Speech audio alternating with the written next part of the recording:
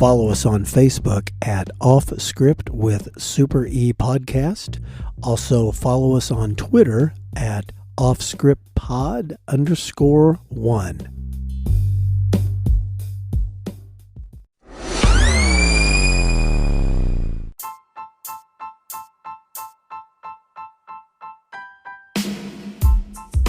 Off Script with Super E recommends listener discretion, as these real but sometimes uncensored stories can be filled with mature content.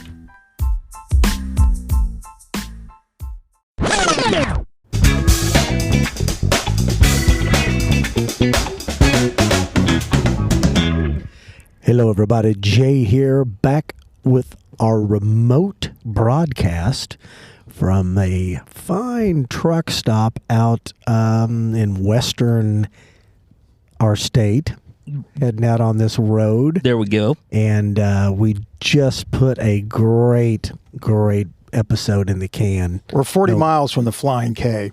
Well, go ahead. No, yeah, exactly. That voice you hear right there, of course, is Super E. Super E, what do you got? Oh, not too much. What's up, A-Train? What do you got? You know, I just really like this road trip stuff. We're out here. We're at the truck stop. I feel like we're 7 and going to a little school bus trip or something. Absolutely. Sometimes we have Clark Griswold's behind the wheel. Sometimes. Well, okay, most of the time. Yeah. No, I'm enjoying this. And yeah. And we are running video. Got A-Train sitting behind the wheel over there. You can see me talking, so you know I'm Jay. And back there, all looking... Not Jim Jones's. a little Jim Jones. Yeah, if Super E offers some Kool-Aid up, man, don't drink it today. I ain't drinking it. He's got the Jim Jones thing going. Anyway, I don't see anybody. Remember, you know what?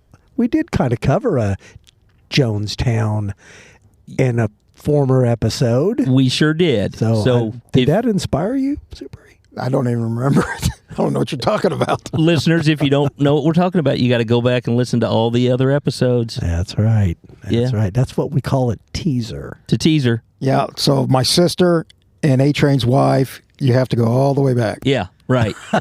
And my 8-year-old nephew, Caden. Yeah. And those 2 people that I met at a bar the other night, sent them a link. We got to do that. All right, well, Super E. Well, what I'm going to talk about today is, I think every police officer has stumbled on to being lucky and Johnny on the spot or extremely lucky. And I just picked my nose on camera. I'm sorry. The first one I'm going to talk about was 7. way back in the day. 7. It was way back in the day before everybody had a cell phone. It was like in the mid-'90s or late '90s. And my old partner, RJ, we remember, and Double S, Big Steve, they were working an investigation of a hillbilly bar right in the dead center of our lovely city that was kind of on the lower end of the income. And this redneck bar was having some cocaine dealings Now, out of it. Is a redneck and a hillbilly the same thing? Or is That, there any difference? I think so. Okay. For purposes of the show, they are. Okay. Yes. I'm sure there's a distinction, Right. but I'm not sure what it is. If anybody knows, it seems like it'd be Jay, since he is the main hillbilly He's of the trio. both. Well, why do you think I was asking? Because I got formal definitions for both, but we'll leave that for another time. Okay, Jessica. I didn't know that. Will you please give us the definitions? I really don't have. Oh my God. Okay, if I wanted to hear. if your front porch collapses and more than 5 dogs are killed, you might be a redneck. Right. And I have climbed a water tower with a bucket of paint to defend my sister's honor. There you That's go. a redneck. Okay. Yes. Okay. There we go. Okay.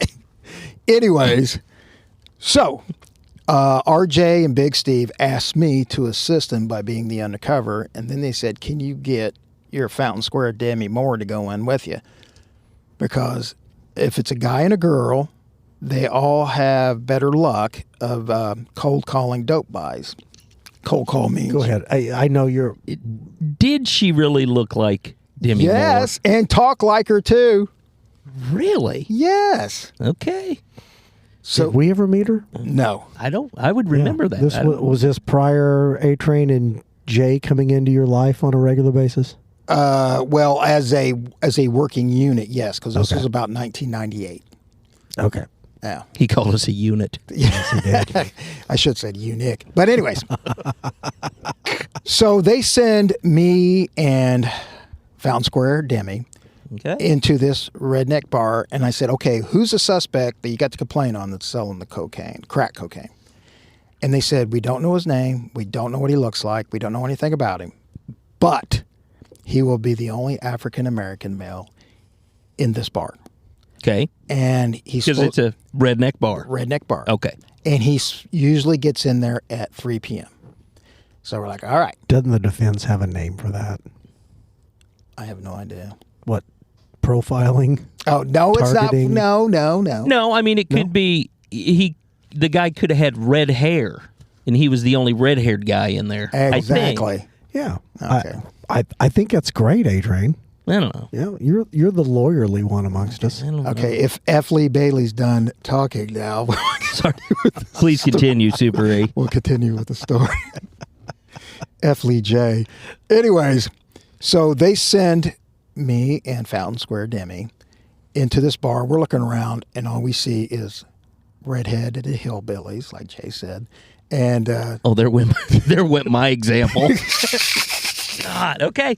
Go on. so all we see is hillbillies. We don't see anybody who remotely looks like the description of the complaint. And so I do not drink at all. So I have no tolerance for alcohol. And Fountain Square Demi Moore, she had sworn off alcohol because it made her life even more crazier. So we're sitting there, and about a half hour goes by, and we don't see anybody who looks like the person we're looking for. And I'm just sipping Jack and Cokes because I can't stand the taste of beer, and I could sip the Jack and Cokes. But then Fountain Square Demi, she's just sipping on the long neck buds. But about an hour later, I call, because we only had one cell phone. I get on a pay phone inside the bar, call up Big Steve and say, hey, nobody's here. It's been an hour. They say, stay in there. He'll be there. I'm like, okay. So we're still sipping. And next thing you know, I think Fountain Square Demi starts guzzling, and I'm taking bigger sips than I normally would, and I have no tolerance. So about 4:30 in the afternoon, we had our Kelset on, and I think they heard us going, Old Lang Syne!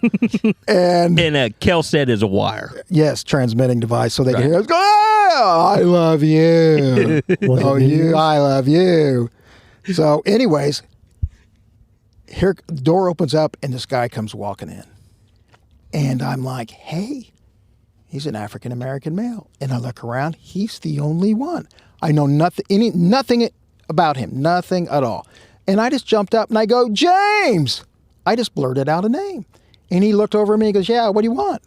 And I went, holy shit, His name's James. James it is. And I looked down at Fountain Square Demi. I said, hey, my girl knows you from the truck stop. You know her? And he looked at her and goes, yes, I do. I went, oh, now I know he's lying. He just thinks she's good looking. And so he sits down with us, and I said, yeah, she says she gets a lot of crack off you. And he goes, she sure does. And so Fountain Square Demi goes, hey, we want to get some more. He goes, well, come across the street to my aunt's house. We're like, okay. So we go inside, and we meet his aunt. I thought she was like 55 years old. And he goes, you guys wait here, talk to my aunt. My guy is going to be pulling up any second. And we said, okay. So we start talking to his aunt. And she was so nice. And she was talking about the history of our town. And I'm like, wait a minute. You're talking about things in the 20s. How old are you? She goes, I am 100 years old. Wow. And I'm like, no fucking way. I completely forgot about the dope deal. And I kept asking about, did you know Dillinger and all this stuff? She goes, oh, I remember Dillinger. Oh, yeah, he was a big deal back in the day. And then, so I'm talking to her, and then here comes James. He comes stumbling back in. And he goes, I got what you guys, come over here. And he'd act like he didn't want his aunt to know what was going on. So we go in the back room, and he looks at me, then he looks at Fountain Square Demi, and goes, hey, I just want to make sure you guys are at the place. What do we got to do? And he looked over at Fountain Square Demi, he goes, let me see your tit. And she pulls up her top and showed him her boob. And he goes, okay. And then he looked over at me. He goes, no, you can put your shirt down. I was like, oh, I thought this was both of us. Okay. I was a little insulted. Yeah. So anyways, we buy crack off him. And then he gives me his phone number. So the very next day, RJ had me call the dude up. And I'm like, James, it's me, Ray. I said, I want to get some more of that. I got $100 burning a hole in my pocket. I want to get some more. And so he goes, meet me back over here. It was right by the bar. So I pull up in this old pickup truck. He jumps in. He goes, here you go, Ray. And he sold me a couple $100 worth of crack. And I gave him a couple $100. And then he looked at me and goes, Ray, I got a question to ask you. And I said, what's that, James? He goes, you wouldn't happen to be the police, would you? I said, no. And then I was thinking about it. I go, you know what, James? He goes, what? You know that question you asked me about being the police? He goes, yeah. I said, I think that would really have been wiser of you to ask that prior to putting dope in my hand twice. And he goes, oh, yeah, you're right. But at least I know you're not the police. And right as he was saying police, the passenger door opens and RJ reaches in, grabs him, and rips him out. And he disappears in like 1 second. And he was sitting in the truck, and then he's gone. So let's describe RJ real quick. Go ahead, one of y'all. You want me to do it? Yeah, go for it. Okay, if you take Sean Connery, 1990 Sean Connery, fill him with some steroids and have him bench press 350 pounds every day, 7 days a week, there's RJ. He looked exactly, and then he had the big, long Fu Manchu mustache. Bald head. I was gonna say, he shaved her up. And the funny thing about it was, and he had the hair on the side of his head was like gray, and he had like a little gray ponytail for a while, and then his mustache was coal black, right, and his eyebrows were gray. So yeah, he looked like a bald-headed skunk out there that would stomp you into the ground. He always reminded me of Mr. Clean, on the detergent bottle. If he had a Scottish accent too, like Sean Connery. Now, yes. A-Train, I'm trying to remember, if you will, past episodes. Did we cover your RJ story with the covering up of the glory hole? No, that was Super Ease. Okay, did we cover that? I don't know if we did. I don't know. But oh, well, hell, Arnie. Super Ease. Give me $10 fucking, Jay. Are we finished up with this story though? Well, you know what? I'll do the. He's got notes. I'll do the other one. And that involves RJ too, and then I'll tell that one. All right, right on. Okay, here's another. Use your notes and tell us a tale. I know. Well, it's not like I'm cheating. I'm not taking my final exam. I didn't know he could write. Oh my God! Go have another full sausage and gravy. Hey, you had 3 plates of breakfast in front of you. I had a couple biscuits with some gravy. You were scraping the hash browns off my plate like a raccoon. Whatever. He just called you a raccoon. All right, we'll get to the second. Lucky in the right place at the right time. All right, right on. Again, so now we're even going farther back in time. We're going back in time of Motley Crue and Dr. Feelgood, 1989. Mm-hmm. And me and RJ were driving around. And back then, a lot of times you had to supply your own undercover car. And me and RJ were cruising around in my 1964 Buick Special with a Fireball V6. And me and RJ are driving around. We're in the White Castle area of the hot dog stand. And we noticed there's a whole bunch of... All the prostitutes smelled like onions. Anywho, getting back to me and RJ, circa 1989. I guess it is his show. Yes. He keeps trying. We were driving around in the 64 Buick Special, and we see a bunch of the square body Ford LTDs, which we all know were homicide and robbery detective vehicles. And they were swarming around like buzzing bees in this area. And RJ goes, these boys are up to something.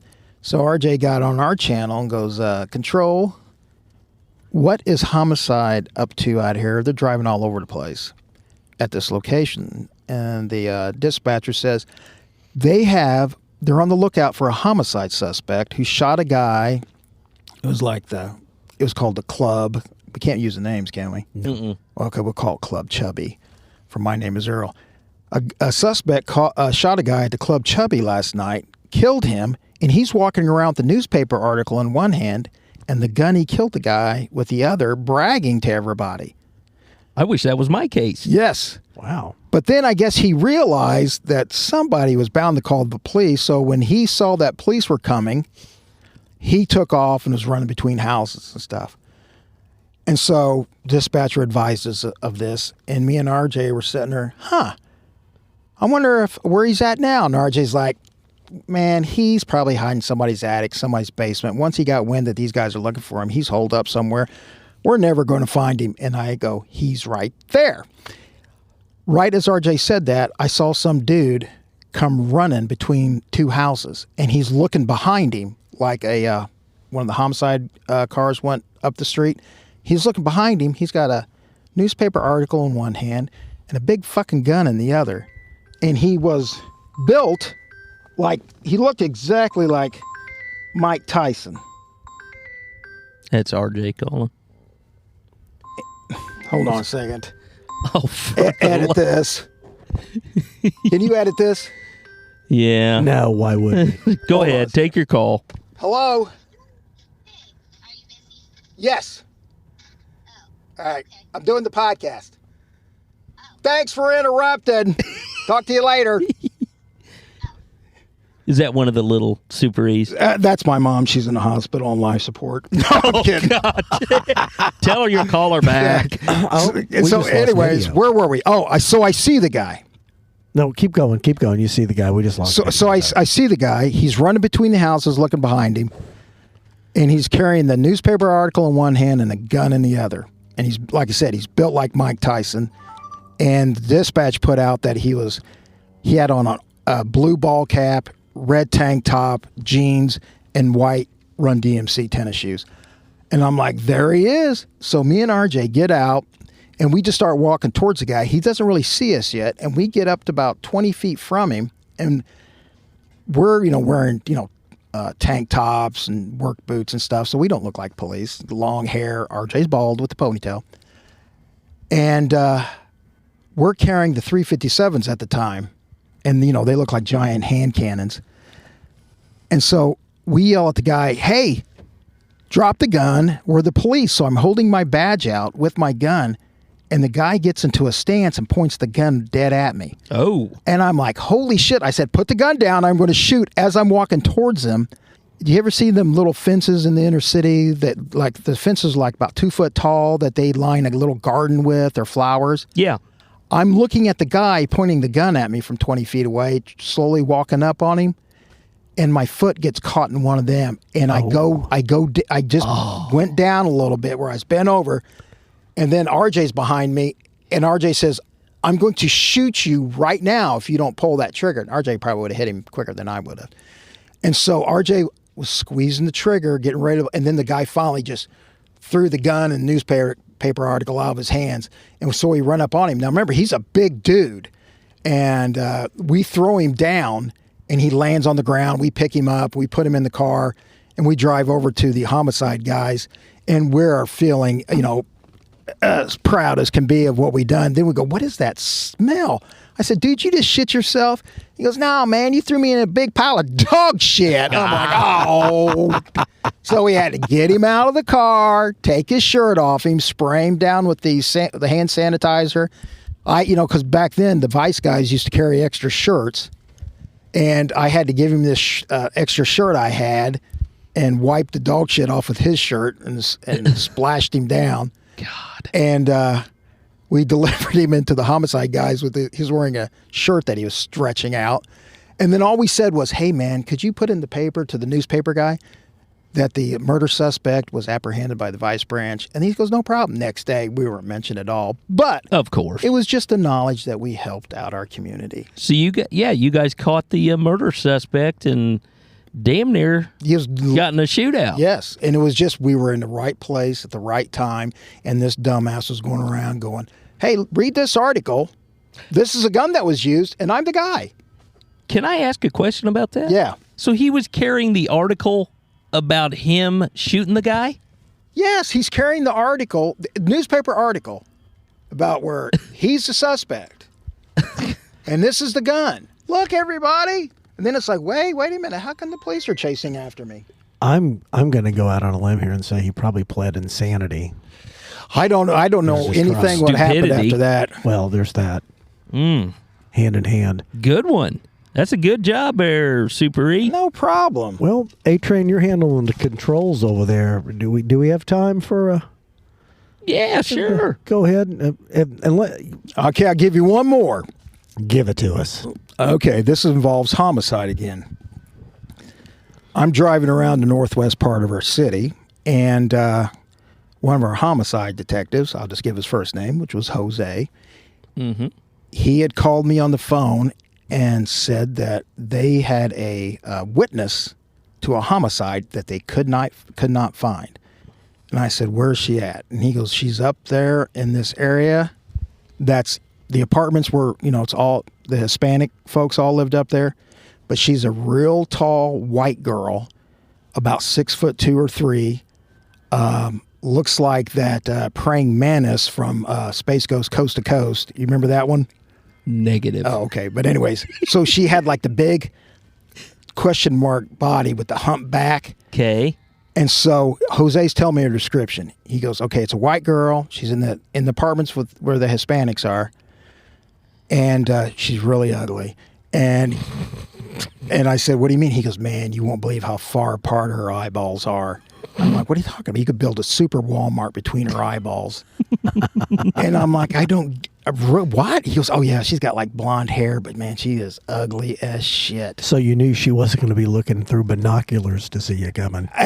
Well, yeah. They'd have to be two single ones held 10 feet apart. But anyways, so he's telling me, "Man, you'll once you see her, you'll know it's her."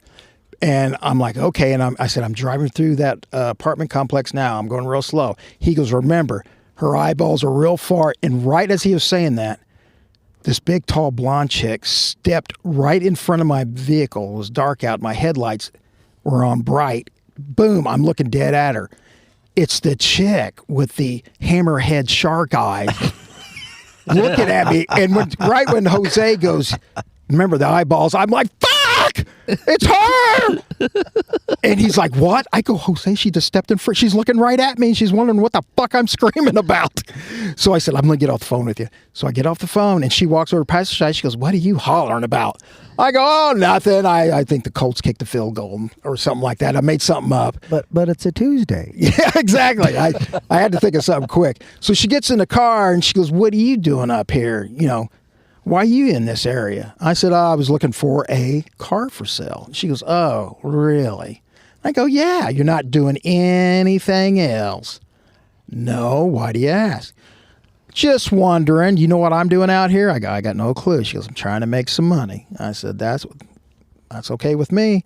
And she goes, "Yeah, but the way I make money, I also get arrested by the police." "So you're not the police, are you?" I'm like, "No." So for 40 minutes, Ooh. I had to sit here and talk to this girl because I knew Jose needed her because she was a witness to a homicide.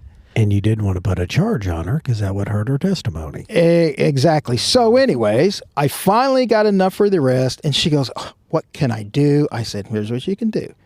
I think you're a witness to a homicide." And she was, "I don't want to do any of that." I said, "It's up to you. I'm going to give you a chance because I will not lock you up right now if you go talk to Detective Jose." She thought about it. She goes, "No, I'll do that. I'll go ahead and do that." And I was like, right on. So she goes down there and tells Jose what he needed to know. And I was just in the right place at the right time to get Miss Bug-Eye Praying Mantis. Nice job. Not Super E. all heroes wear capes. Exactly. Yeah. Wear a Super E shirt. Right. Nice job. So her eyes really were Oh, they were far apart. Oh, they were so far apart. Oh my God. You could have put a yardstick between there. I wonder if she had to identify the suspect in court. Well, I don't, yeah, Turn her head. Yeah, wait. Put him about 10 feet to the left. Yeah, what A-Train did there was he turned his head to the side real quick. And Oh, yeah. It was funny. Video ran out. Camera cut out. All right, how we doing on time? You know, we're probably about that time. All We probably right, ought to because wrap it up. I think I'm out of shit right now. Okay. Well, I mean, your notes. I'm just still. There's impressed. there's tons of them. Yeah. All right. Well, Super E, fantastic job. Thank you. A-Train, unless you got something, take us out. No, I do just want to say, you know, we're mobile now. We're on the road. We might end up Yeah. in your neighborhood next, people. You know, we're going to buy that van we talked about. Yeah. A mobile Not studio. Not a creepy Yeah, van. is it going to have windows? A mobile broadcast There studio. won't be a big bag of candy. All right, I am going to take us out on that one. All right, see you, everybody. All right, bye.